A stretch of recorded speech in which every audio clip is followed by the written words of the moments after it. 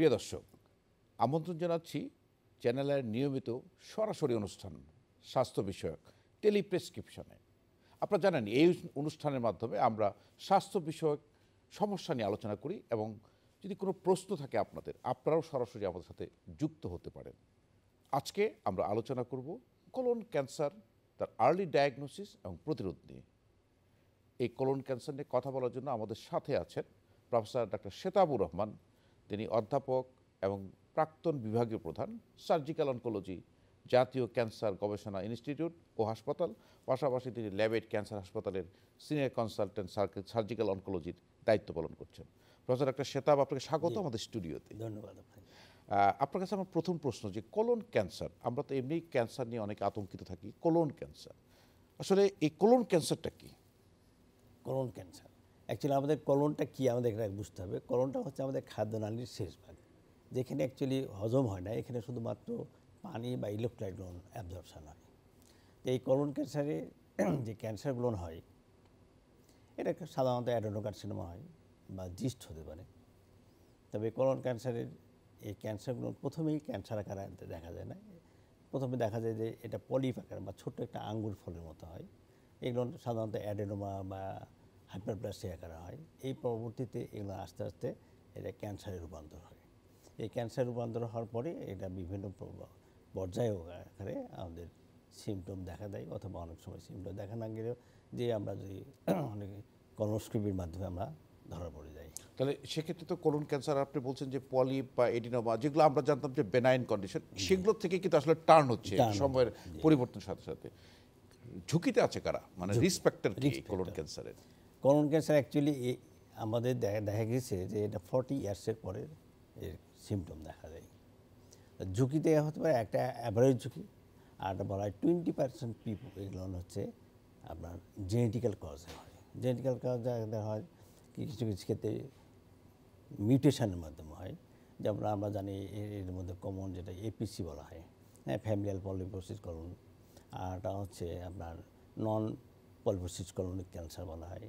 এগুলো জেনেটিক্যালি এদের জিন মিউটেন্ট হয় এবং এটা হেরিডিটারি। আর একটা হচ্ছে অ্যাভারেজ রিস্ক পিপল, তারা ওভারঅল সবার যাদের ফ্যামিলি হিস্ট্রি নাই তাদেরও হতে পারে। এটা বলা হয় অ্যাভারেজ রিস্ক পিপল। আর এমনি কি খাদ্যাভ্যাসের সাথে, যেমন আমাদের দেশে ফাস্টফুড বা আপনারা বলেন যে পোড়া খাবার, আগুনে পোড়া খাবার, এই জিনিসগুলো থেকে ক্যান্সারের অনেকটা কার্সিনোজেনিক সাবস্টেন্স নাকি রিলিজ হচ্ছে এবং সেখান থেকে ক্যান্সার।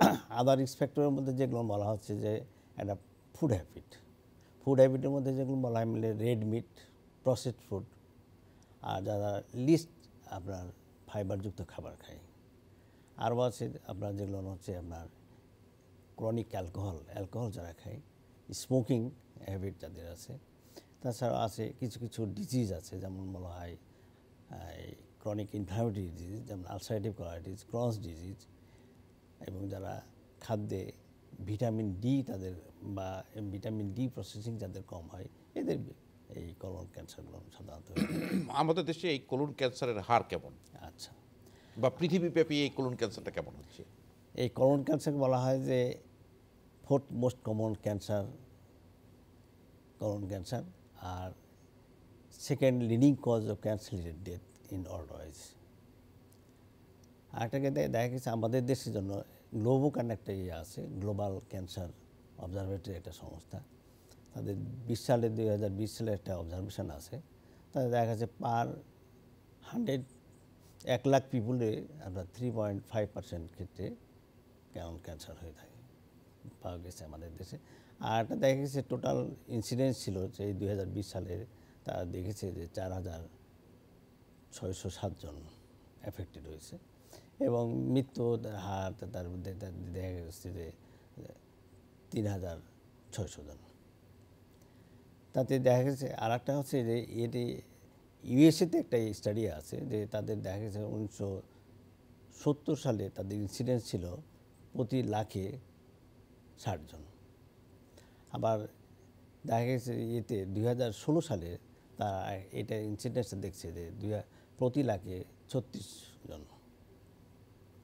তাহলে আরেকটা দেখছে যে তাদের ডেথ রেটটা আগের তুলনায় এই 50% কমে গেছে।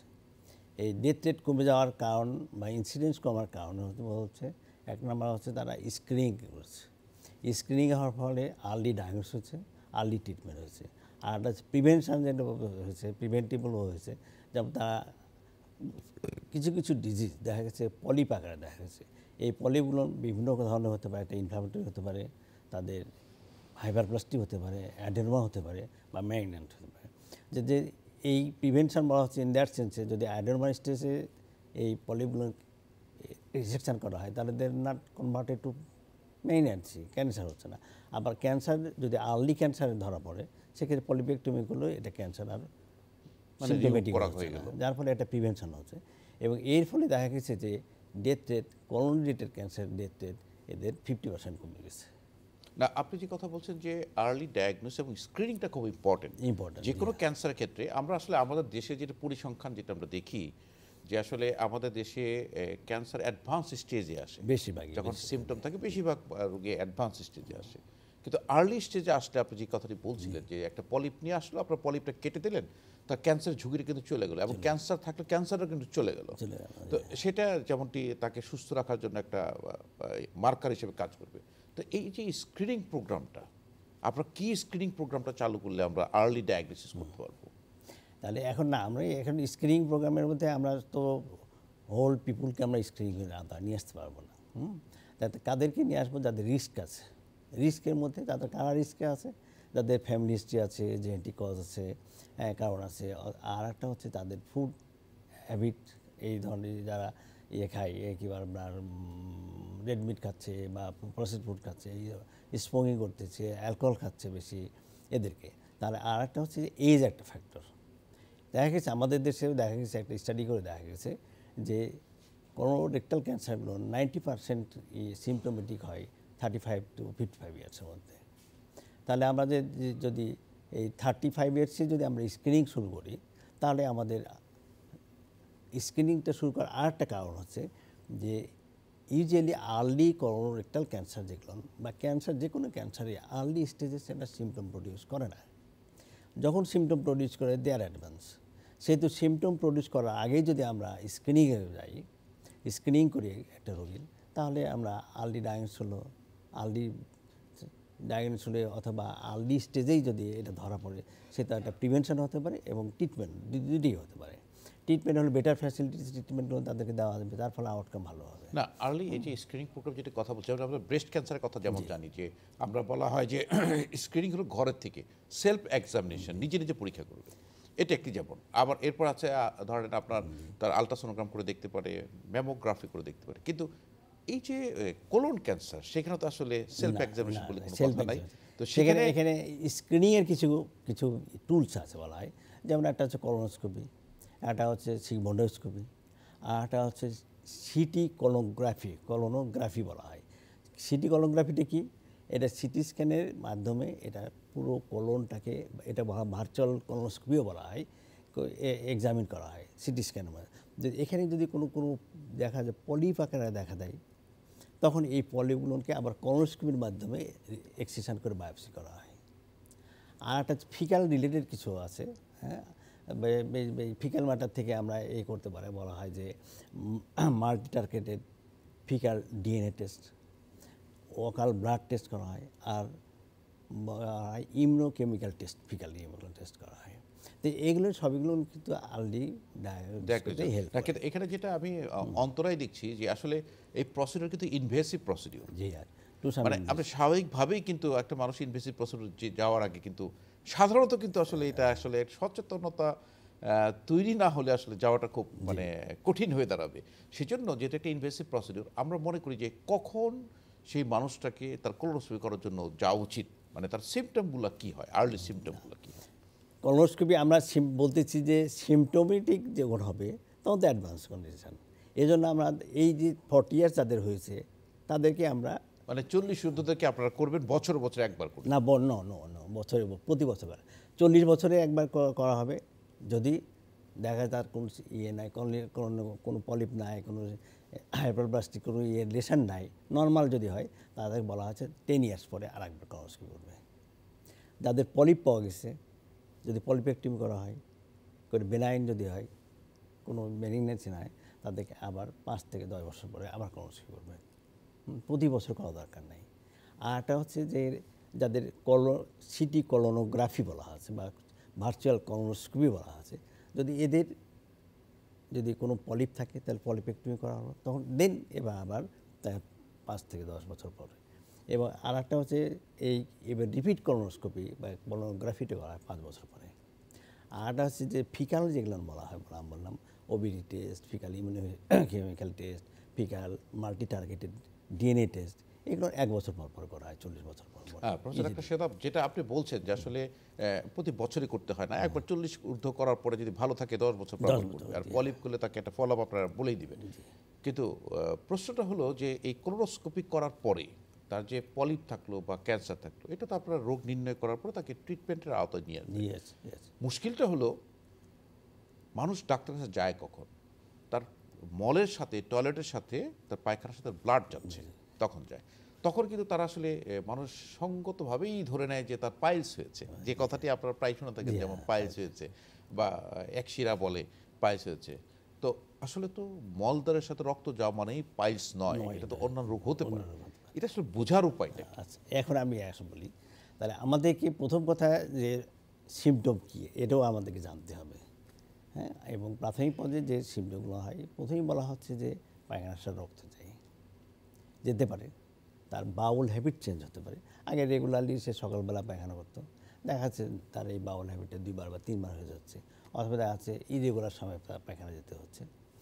আর হতে পারে যে তার পেটে ব্যথা হতে পারে। ব্যথা কেন হয়? ব্যথা যখন ওই নাড়িটা আস্তে আস্তে টিউমারের যখন চিকন হয়ে আসে, তখন ওখানে খাবার বা মল যেতে যখন কষ্ট হয়, ব্যথা হয়, অসুবিধা হয়, তখন ব্যথা হতে পারে। আরটা হতে পারে তার ক্রনিক যে ব্লাড লস, যেটা আমরা বললাম অকাল ব্লাড টেস্ট করি আমরা, ক্রনিক ব্লাড লস হয়, যেটা সিমটোমেটিক ব্লাড লস বেশি নয়, যার ফলে সে দেখা যায় অ্যানিমিক হয়ে যাচ্ছে। এই সিমটমগুলো মোটামুটি আর্লির মধ্যে আমরা ধরে নিতে পারি। অ্যানিমিক হয়ে যায়, তার ফলে অ্যানিমিয়া কেন হচ্ছে? বিভিন্ন কারণে অ্যানিমিয়া হতে পারে। এই অ্যানিমিয়ার ওয়ান অফ দি কজ হচ্ছে কলোনিক ম্যালিগন্যান্সি বা ক্যান্সার। এক্ষেত্রে রক্তক্ষরণ হয়, আলসারে হয়, রক্তক্ষরণ হওয়ার ফলে অ্যানিমিয়া হতে পারে। এই সব সিমটম যেগুলো না হয়, তাহলে আমরা রোগীকে আগে যদি হিস্ট্রি দেখি, তারপর বিভিন্ন পরীক্ষা নিরীক্ষা করি, করার পর আমাদের মনে একটা ধারণা হতে পারে যে না, অ্যানিমিয়ার একটা কারণ হচ্ছে কলোনের ক্যান্সার। সেক্ষেত্রে আমরা কলোনোস্কোপি তাকে রোগীকে অ্যাডভাইস করি। এটা তো আসলে ইনভেস্টিগেশন হলো, দিন বিশেষ কোলোনোস্কোপি করে কিন্তু আপনারা আসলে নিশ্চিত হচ্ছে। তারপর ট্রিটমেন্ট অপশনগুলো, ট্রিটমেন্ট অপশন এর মধ্যে যদি আর্লি আসে অথবা একটা রিসেক্টেবল আমরা বলি, যে প্রাথমিক এর চিকিৎসার মধ্যে 1 নম্বর চিকিৎসাই হচ্ছে অপারেশন। এই অপারেশনগুলো কীভাবে কখন করব, এটা আবার কলন একটা 1.6 মিটার একটা লম্বা একটা এটা ডিপেন্ড করবে যেখানে হয়েছে তার রিলেটেড, একে বলা হয় লিম্ফোভাস্কুলার এক্সিশন। টোটাল যেখানে ব্লাড ভেসেলটা উৎপত্তি হয়েছে সেই অর্গানটাকে সব পার্টটা অদিটি সেলারে টোটালটাই এক্সিশন করা হয়। এক্সিশন করে আবার আমরা এটা অ্যানাস্টোমোসিস করে দিই, লাগিয়ে দিই। তো এটাকে বলা হচ্ছে সার্জারি। আর একটা হচ্ছে কেমোথেরাপি দেওয়া হয়। কাদের দেওয়া হয়? একই কথাই, যাদের আর্লি তারা আসছে, যাদের লিম্ফ নোডে এখনও ছড়ায়নি, যদি শুধুমাত্র ওয়ালে থাকে, এদের আর কেমোথেরাপির দরকার হয় না। তাহলে একটা বিরাট একটা ইনভেসিভ ট্রিটমেন্টে আমরা রক্ষা পেতে পারি। আর যখন যাদের করোনের থেকে লিম্ফ নোডে চলে যায়, তখন এদেরকে কেমোথেরাপি দিতে হয়। তার মানে আপনি বলছেন যে একটি পেশেন্ট যখন আপনার কাছে আসে, আপনারা আসলে তাকে ইভালুয়েট করতে অ্যাসেসমেন্ট করছেন আর কি আপনারা, যে তার কোনো স্টেজিং কত আছে এবং তাকে কি ছড়িয়ে গেছে কিনা বা লোকালাইজ আছে কিনা, এর উপর নির্ভর করবে তো আপনাদের পরবর্তী ট্রিটমেন্ট। তো সেক্ষেত্রে আপনি বলছেন যে যদি সার্জারি লোকালাইজ থাকে, ছড়িয়ে না গেছে, তাহলে আপনারা হয়তো সার্জারি করে থাকেন। কোনো সময় আমরা দেখি যে আপনারা রেডিওথেরাপি করে টিউমার সাইজ ছোট করে তারপর আপনারা অপারেশনে যাচ্ছেন। আসলে আপনাদের অনেকগুলো অপশন আসলে রয়ে গেছে। এখন এই যে এখন রেডিওথেরাপি, আমি বললাম যে যেহেতু রেকটাম মধ্যে পার্ট অফ দি কলন, রেকটামে যে টিউমারগুলো হয়, বিশেষ করে লোয়ার পার্ট টিউমারগুলো হয়, সেক্ষেত্রে আমরা যদি আর্লি না আসে, যদি লিম্ফ নোডে চলে যেয়ে থাকে বা তার চেয়েও একটু অ্যাডভান্স কন্ডিশনে যায়, সেক্ষেত্রে আমরা আগে নিউঅ্যাডজুভেন্ট কেমোথেরাপি বলা হয়, কেমো রেডিওথেরাপি বলা হয়, এগুলো দিয়ে টিউমারটা ছোটো করে আমরা অপারেশন করে যাই। এটা অ্যাকচুয়ালি বললাম যে বিভিন্ন পার্টের টিউমার লোকেশন অনুযায়ী তার অবস্থান স্টেজ অনুযায়ী আমরা একজন ট্রিটমেন্ট দিয়ে থাকি। জি, প্রফেসর ডক্টর শতাব, একজন দর্শক আমাদের সাথে আছেন, আমরা ফোন কলটি নিয়ে নিচ্ছি। হ্যালো দর্শক, কে আছেন আমাদের সঙ্গে? আপনার নাম, পরিচয় এবং বয়স বলে আপনার সমস্যার কথাটি বলুন। আমি নেত্রকোনা থেকে বলছিলাম, রিপন অধিকারী। জি। হ্যাঁ, আমার সমস্যা না কোলন টিউমার ছিল। জি। হ্যাঁ, এটা অপারেশন হয়েছে। অপারেশন প্রায় 1.5 বছরের কাছাকাছি হয়ে গেছে। তারপরে ওই আমি ভারতের বেলুরে টিএমসিতে ওখানে ট্রিটমেন্ট করাইছি, কিন্তু ওনারা কোনো ঔষধ দেয় নাই এবং প্রথমে বললো 3 মাস পর চেক দেওয়ার জন্য, তারপর আবার 3 মাস পর, এভাবে আমি 3 বার ওখান থেকে টেস্ট করে আনছি এবং ডাক্তার দেখায় আনছি, কিন্তু ওনারা আর কোনো ঔষধ দেয় নাই, বললো যে কিছু লাগবে না। আপনি যে পরীক্ষা করিয়ে আনছেন, সেই পরীক্ষাতে কোনো সমস্যা ছিল কিনা? ওখানে বাংলাদেশ থেকে যে আমি করলাম, বায়োপসি করলাম, ওখানে সেকেন্ড স্টেজ বলছে, ঠিক আছে?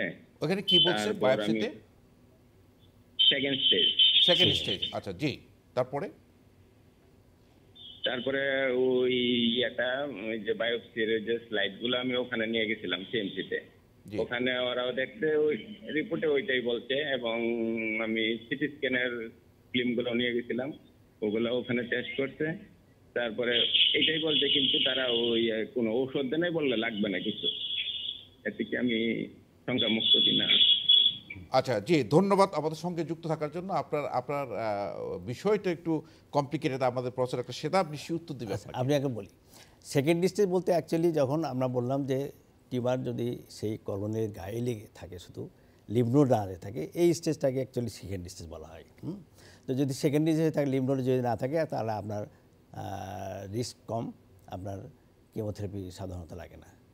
জি, আপনাকে ওরা ঠিকই বলেছে, আপনার কেমোথেরাপি লাগবে না, তো আপনাকে ফলো আপে থাকতে হবে। ফলো আপে থাকার কারণ হচ্ছে যে এটা আবারও আপনার মেটাক্রোনাস বলা হয়, অন্য জায়গাও হতে পারে, যার জন্য আপনাকে এটা ফলো আপে, রেগুলার ফলো আপে থাকতে হবে। নিশ্চয়ই দর্শক আপনি বুঝতে পেরেছেন যে আসলে আপনার যে মানে উত্তরটি সঠিক আছে, আপনাকে কিছু করতে হবে না, তবে আপনাকে ফলো আপটা খুব ইম্পর্টেন্ট, যে আপনাকে মাঝে মাঝে চেক করতে হবে যে এটাকে আবার রিকার করছে কিনা, বা আছে কিনা, বা বাড়ছে কিনা, এটা দেখা দরকার। আপনাকে ধন্যবাদ আমাদের সঙ্গে থাকার জন্য।